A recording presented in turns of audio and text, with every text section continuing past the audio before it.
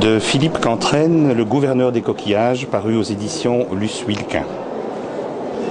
Maintenant, lorsque j'excursionnais, ce n'était plus tout à fait le pas de la liberté joyeuse qui m'avait porté jadis sur les chemins d'Italie. Le ciel était beau, comme l'histoire ne l'était pas. Je balançais ma canne après avoir gravi la colline, contourné un bosquet ou passé le rieu. Du sommet, j'observais les changements.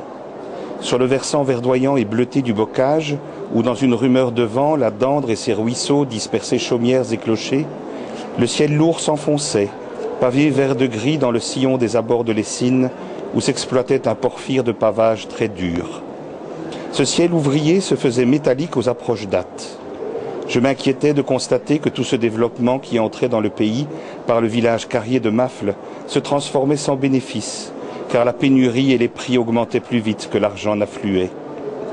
Nous n'étions encore guère qu'au début de la révolution industrielle, ignorant où celle-ci nous mènerait. Il ne pouvait cependant échapper à personne que la misère allait croissant, qu'aucune parole ne pouvait rendre tant elle était animale. Et ce qui s'annonçait là et se développait sans frein, s'en allait sévir plus loin, gagnant les banlieues des villes où se conclut la promiscuité. Notre petit monde grisonnant, à mon épouse et à moi, notre société d'hiver, celle des professions de la ville, s'en émouvait. Mais autour, tout grisés qu'ils étaient de folie monétaire, les possédants feignent de s'en montrer surpris. De toute manière, l'Église est prompte à leur accorder l'indulgence.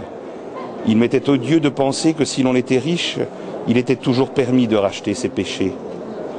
Je ne cachais plus ma conviction que l'impôt sur le luxe devait être plus étendu, que celui qui se pavanait dans une voiture à panneaux, escorté de laquais en livrée, insultait aux malheureux au lieu d'en alléger le sort.